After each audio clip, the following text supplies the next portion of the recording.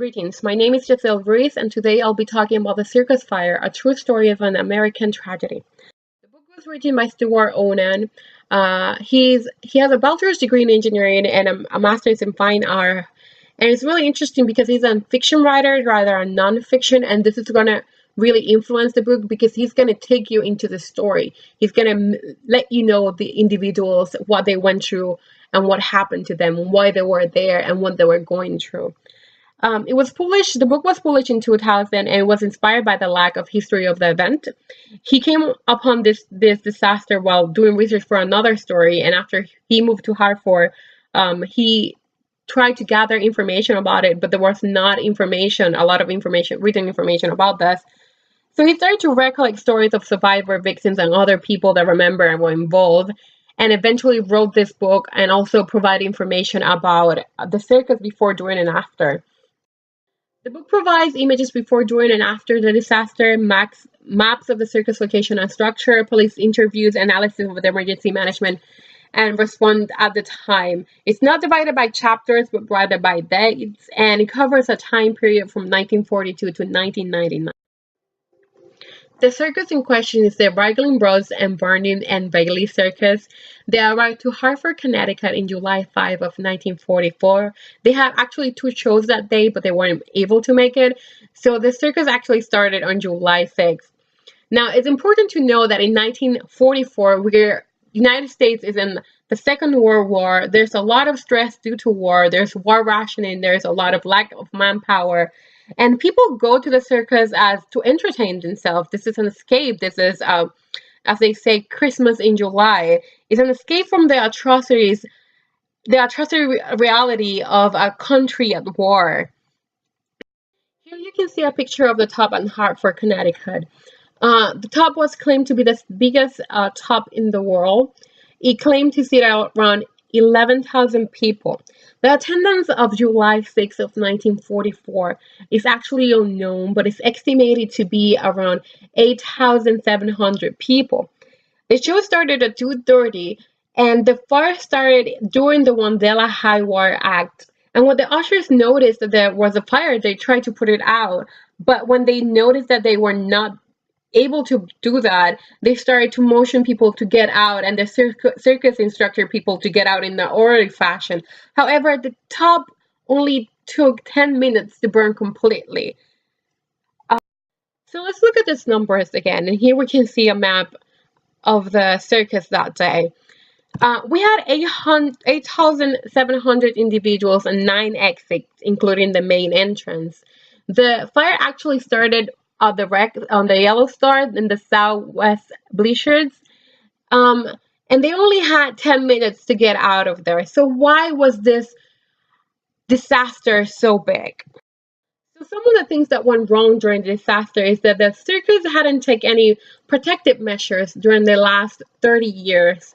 They never fireproofed the tents. The big tub was actually waterproof with a treatment that included 6,000 gallons of white gasoline and 8,000 pounds of paraffin because it was cheap and effective and actually highly flammable, as were other options such as the chairs at the circus. The circus never make any sort of arrangement with the Hartford Fire Department, and they did have fire extinguishers, but they were not distributed on the top that day. Actually, they were only put under the top once during the whole season at the beginning. There were 4 fire trucks, but they were not regularly equipped because the hoods will not pick the fire hydrants that Hartford had. And of the 9 exits we had, 2 of them were blocked with animal cages, and people that tried to went out to those exits actually died in the fire. And another thing that the actor mentioned is the collective disbelief. The people did not believe that it was going to get so bad, and they thought that somebody would eventually put the fire out.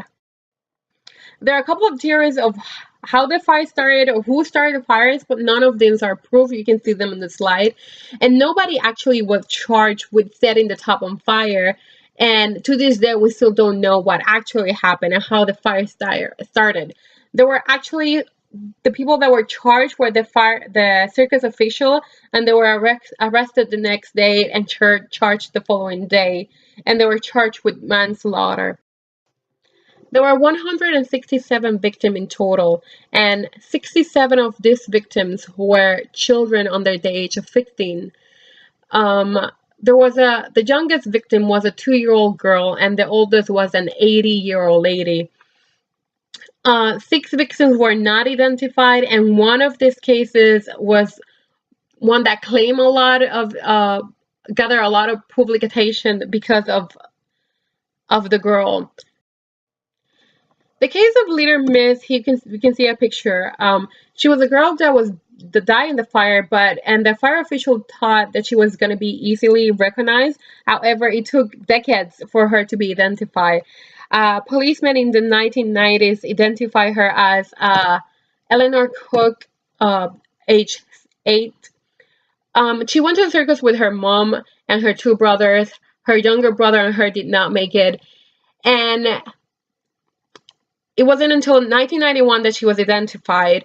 However, the author does not believe that Little Miss is actually Eleanor Cook because she does not fit the description, and the dental records did not match, and all the information gathered from her aunt that day does not match the body, and the aunt actually did not recognize her when they show her this body.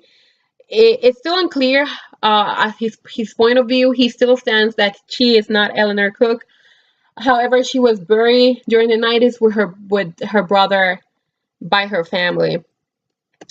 Another case I was really curious was the case of Raymond Erickson. He went to the circus. This is the only picture that I could find of him with his uncle and his family's uncle.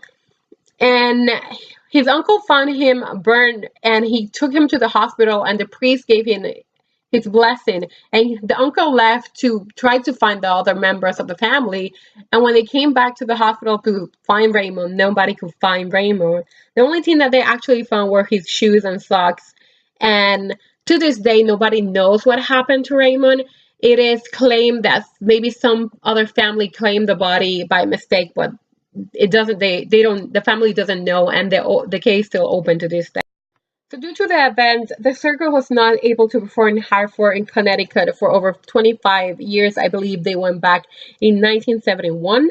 The city placed 3 fire hydrants near the Shakespeare area in the 46, and they started to implement and enforce inspection of all places of amusement, and they were really hard on fire prevention campaigns at school and everywhere. Due to the magnitude and how it struck Hartford, they started to make policies and implement policies that regulated seatings, arrangement, capacity limits of buildings and activities, ample exits and aisles, and they were really strict about enforcement of non-smoking laws.